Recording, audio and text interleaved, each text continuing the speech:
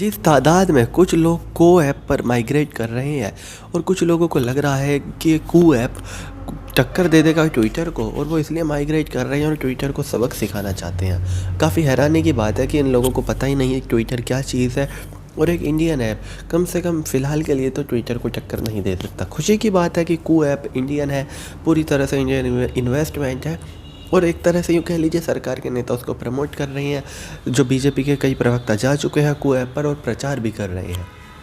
लेकिन हकीकत तो ये है कि कू ऐप पर जाने के लिए भी ट्विटर पे बताना पड़ रहा है कि हम कू ऐप पे जा रहे हैं, अपने कू ऐप का स्क्रीनशॉट शेयर करना पड़ रहा है और लेकिन इसके बावजूद भी ट्वीट तो ट्विटर पे ही करना पड़ रहा है। कू पर वो पोस्ट कर भी रहे हैं तो मुश्किल से 200-300 लोग देख रहे हैं। तो ये दिखाता है कि ट्विटर ने अपनी तरह के किसी भी ऐप के लिए मार्केट में जगह नहीं छोड़ी है।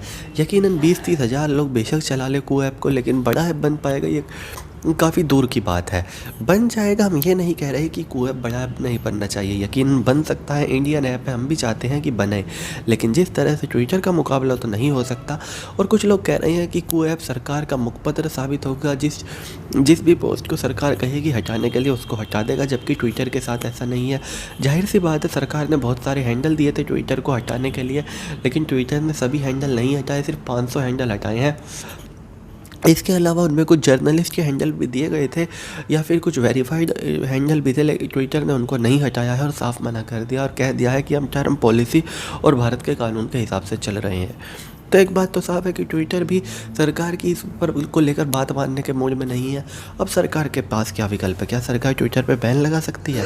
अगर सरकार ट्विटर पे बैन लगाएगी तो जो तानाशाही है वो अपने आप ही साबित हो जाएगी, क्योंकि इंडिया में इस तरह से किसी ऐप पर आज तक बैन नहीं लगा।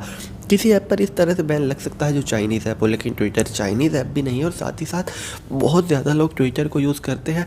खुद प्रधानमंत्री जी के भी इतने सारे फॉलोअर हैं और कुछ भी बात लोगों तक पहुंचानी होती है तो ट्विटर का सहारा लिया जाता है।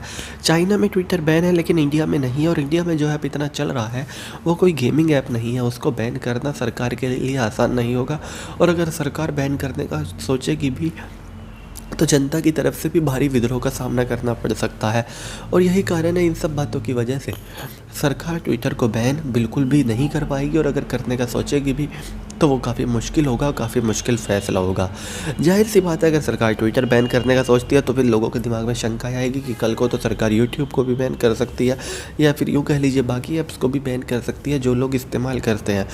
ट्विटर को हिंदुस्तान में लाखों करोड़ों की मात्रा में लोग इस्तेमाल करते हैं, और अगर कुछ पाकिस्तानी इंडिया के फार्म प्रोटेस्ट में ट्वीट कर रहे हैं तो इसमें ट्विटर कुछ नहीं कर सकता। ट्विटर ज़्यादा से ज़्यादा ये कर सकता है कि उनको इंडिया में रेस्ट्रिक्ट कर दे, वही काफ़ी होगा, क्योंकि वो पाकिस्तान के ऐप है और वो पाकिस्तान के अकाउंट है, और पाकिस्तान के अकाउंट है। जैसे कि यूट्यूब पर भी आप देखेंगे, यूट्यूब पर बहुत सी वीडियो आपको पाकिस्तानी लोगों को दिख जाएगी नफरत फैलाते हुए, तो उनका इलाज ये होता है कि हम उनको देखते नहीं, क्योंकि यूट्यूब एक ग्लोबल ऐप है।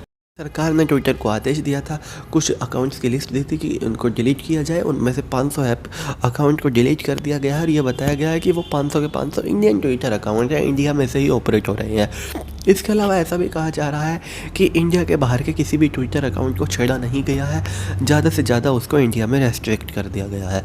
तो चलिए दोस्तों, मैं चेनू दहिया, फ़िलहाल इस वीडियो के लिए इतना ही। आगे भी इसी तरह की देश, दुनिया, बॉलीवुड और खेल की तमाम खबरों के लिए बने रहिए चौधरी न्यूज़ के साथ। जय माता दी।